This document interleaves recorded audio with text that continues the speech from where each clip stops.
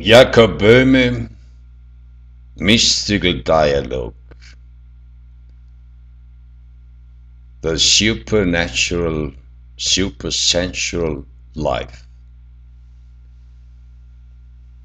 The disciple said to his master, "Master, how may I come to the supersensual life so that I may hear the inner voice?" The master said, "Son, when you can throw yourself into that where no creature dwells, so it be just for a moment, then you will hear the inner voice, the voice of the silence." Is that where no creature dwells near, or is it far off? It is within you. If you can, just for a while, cease from all thinking and willing, then you will hear the unspeakable words. But how can I hear when I stop all thinking and willing? When both your mind and will are quiet, and when your soul soars above that which is temporal, the outward senses are locked, and the wheel of your imagination stops. Then the inner hearing and seeing will be revealed.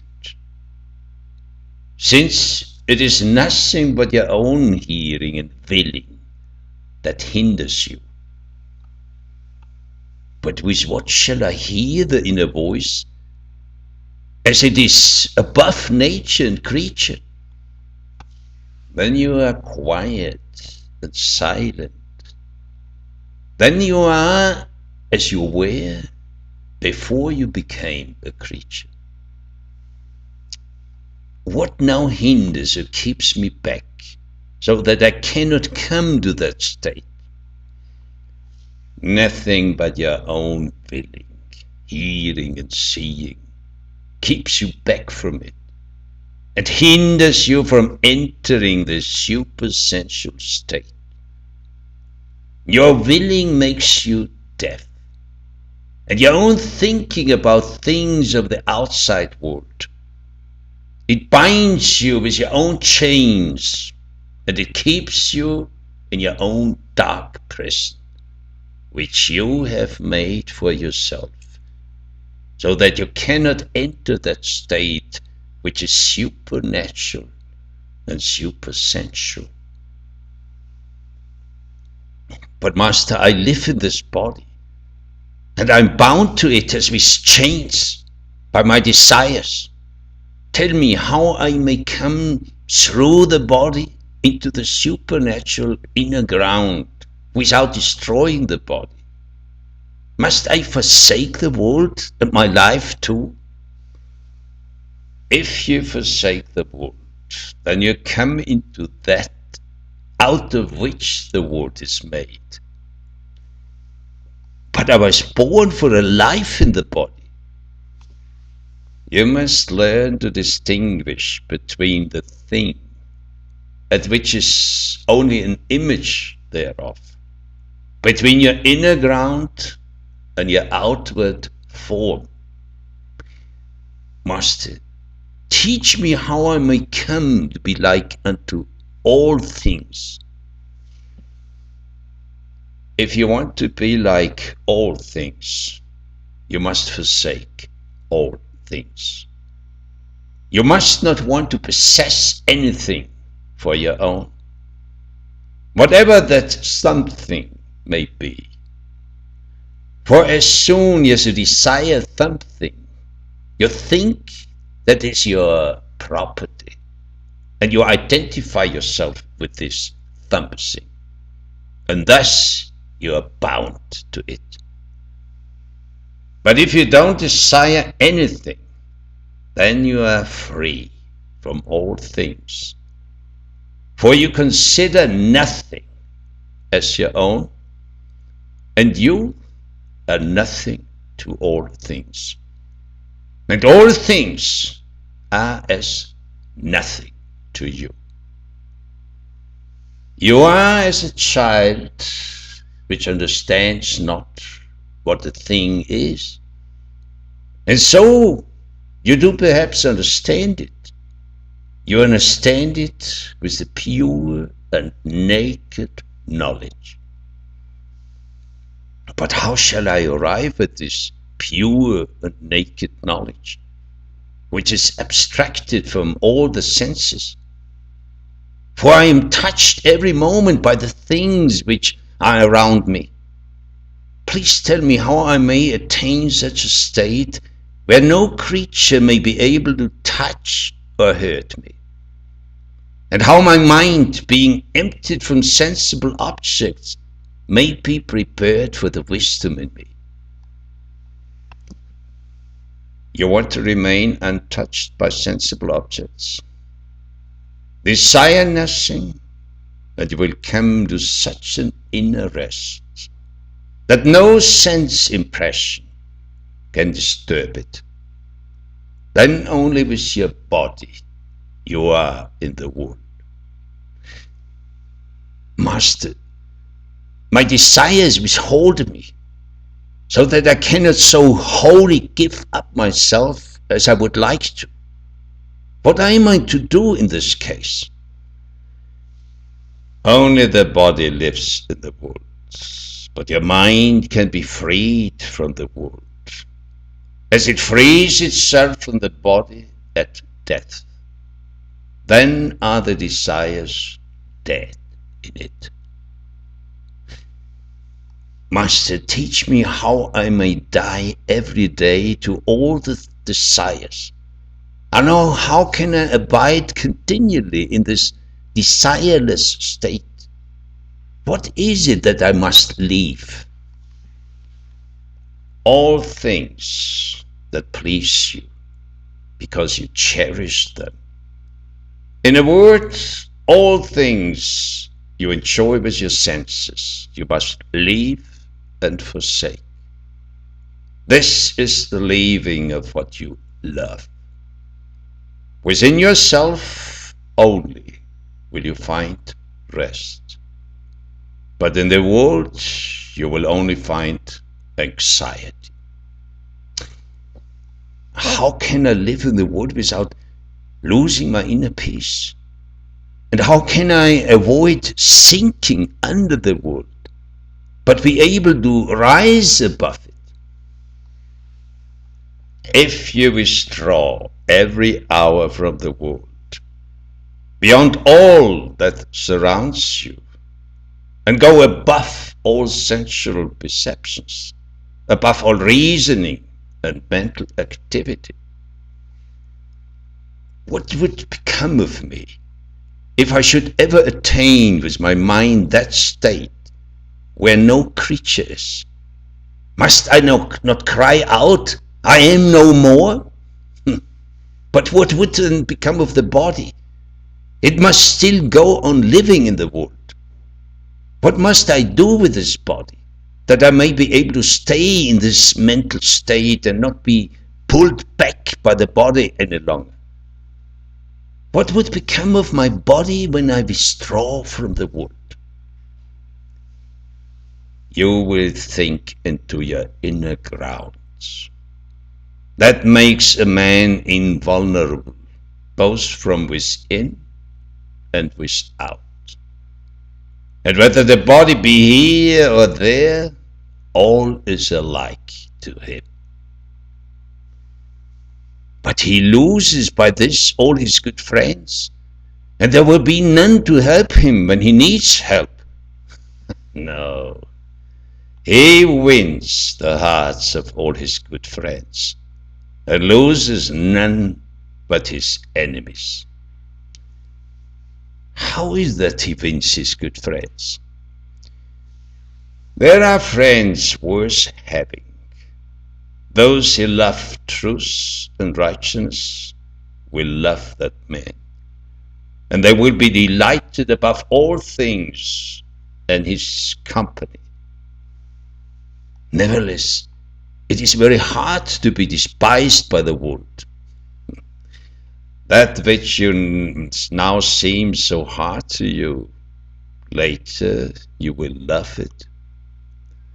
First, love yourself, then hate yourself. But how can I both love and hate myself? In loving yourself, you love not yourself as you are, but you love the divine ground in you. In hating yourself, you hate only that which hinders you. Master, what is the greatness of love? The virtue of love is nothing and all. That nothing out of which all things have come. Whosoever finds it, finds nothing and all things. How may I understand this?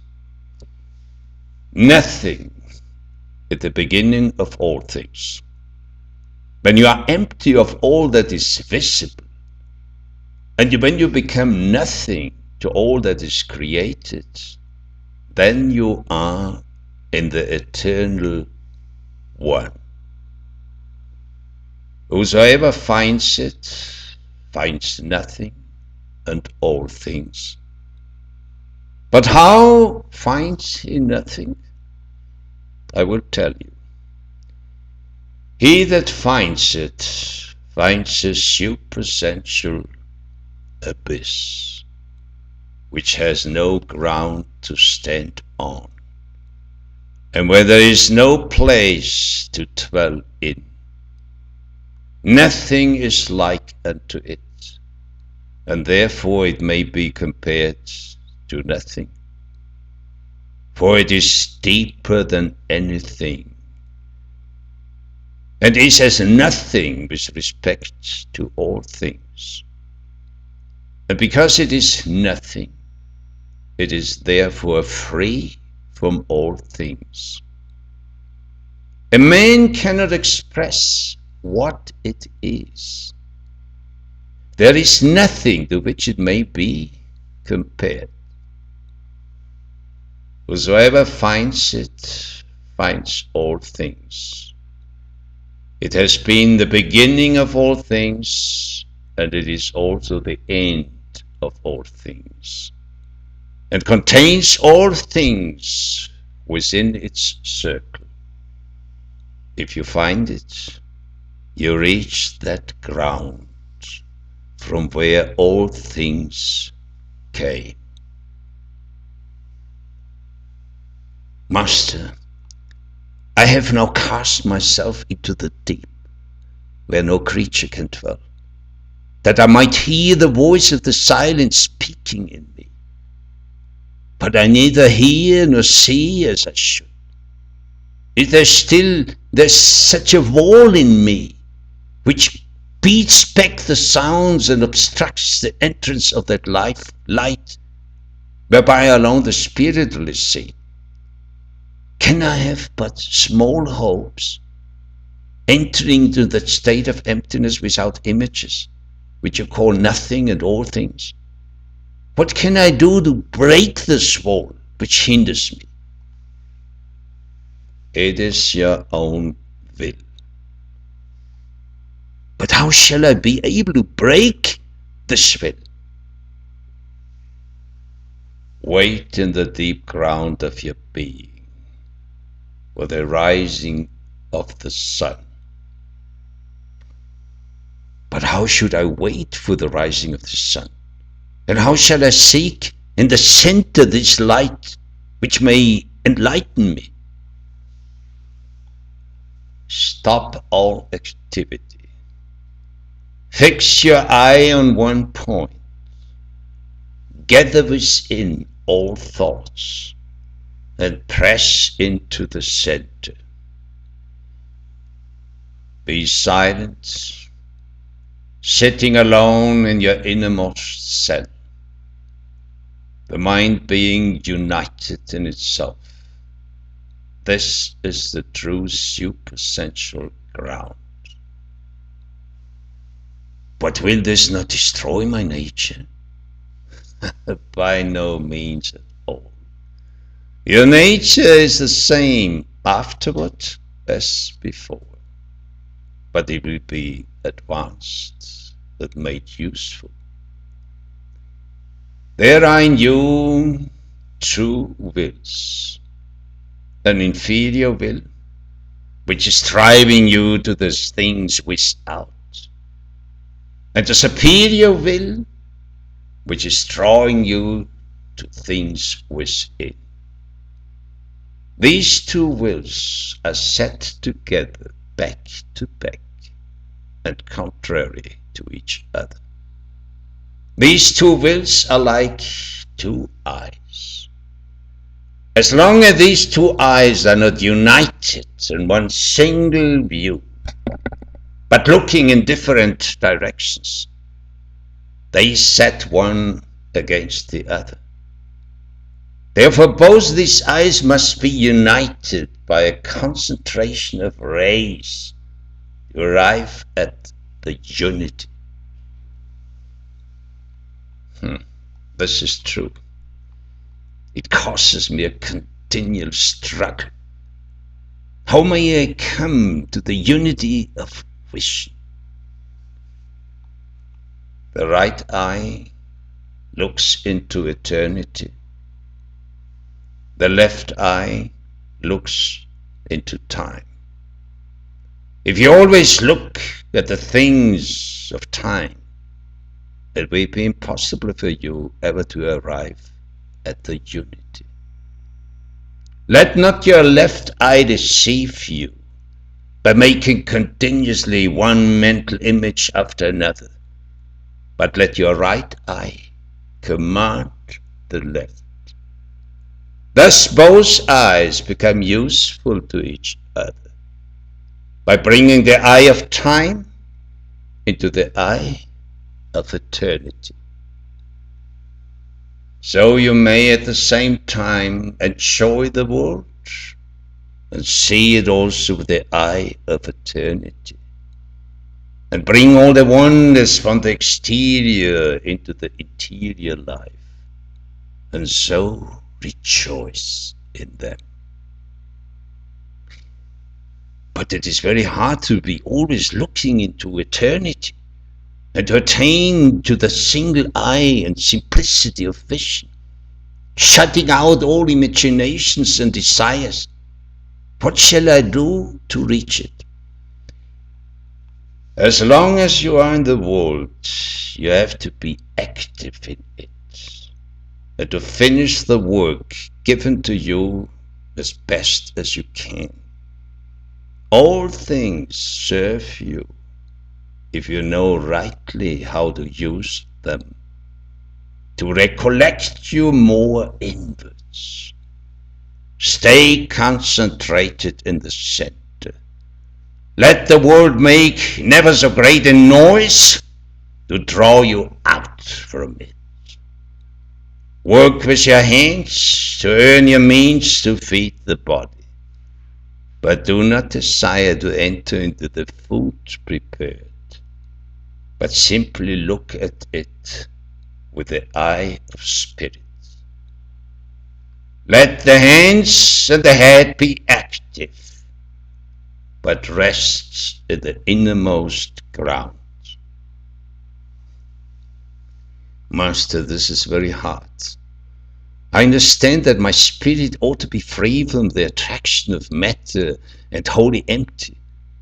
But how hard it is for the will to sink into nothing, to want nothing, to imagine nothing. Isn't that all you can ever do? Yes, it is so. But perhaps it may not be so hard as at first it appears to be. Try it. Just hold still. Could you desire anything else? You have nothing to care for, nothing to desire. nothing to imagine. When you imagine nothing, then the will enters into nothing. I see now that the main cause of unspiritual blindness is that the will is bound to something, so that the light cannot be found in the dark prison of the world. This is the gate of knowledge. He who enters into nothing has found all things. He has come into that ground out of which all things are originated. Tell me, Master, where is that ground in man? Where man is not.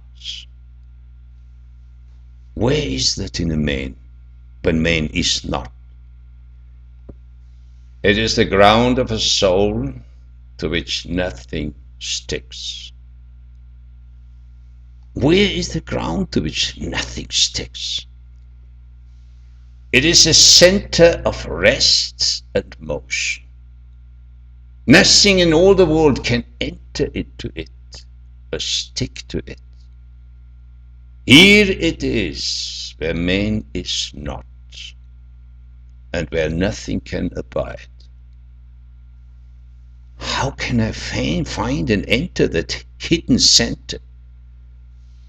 There where the will wills no more anything, where it is as dead unto itself. Where there was a will before, there is now nothing. But how shall I understand it? If you try to understand it, it will fly away from you. But if you surrender yourself wholly into it, then it will abide within you and be natural to you. And how can this be without the destruction of my will? When you are dead to your own will, then you live. So being dead, you live. Never could you with all your seeking have apprehended it, but it has apprehended you. How is it that so few do find it, when all would be glad to have it? They all seek it in something, so they cannot find it. For where there is something to cling to, there the mind finds that something only, and rests on it. And it realizes that it can only be found in nothing. Then it lets go of the something that enters into nothing, out of which all things are made.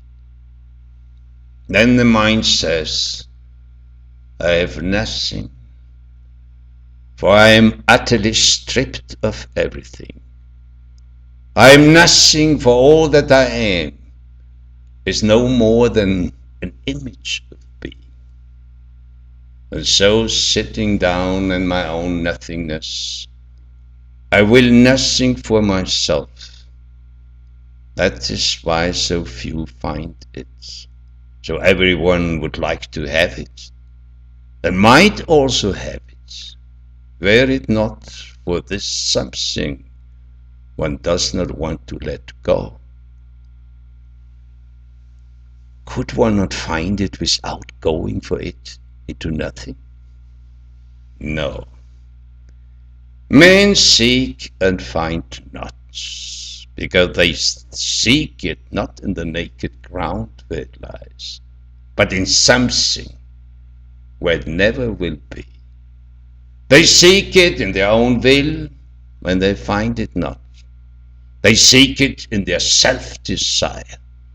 They look for it in an image or in an opinion or in a feeling or a devotion. They are thus hunting after shadows. They search for it in something sensible or imaginary, in something for which they have a peculiar inclination, and so they miss what they seek, for want of diving into the supersensual ground. If it was only nothing, what is this nothing? First, penetrate incessantly into something, and find a place in something which is standing still and at rest, and hold fast to it. How shall I understand this? Once you kindle a fire within you, it burns up yourself, devouring all that which you call I and me. Then you would not want to enter into something again. This fire will never leave you. Therefore, Master, I can no longer allow that anything should divert me from it. But how shall I find the quickest way to it? Where the way is hardest, there you go. What the world does, that do you not. Walk contrary to the world. This is the way to that which you are seeking. If in all things I should walk contrary to other people, the world will call me a madman. This is not what I mean by walking contrary in everything to the world. The world loves deceits and vanity, and walks in false and treacherous ways, but you walk the path of light, which is contrary to all the ways of the world. So do not be surprised if the children laugh at you, calling you a silly fool.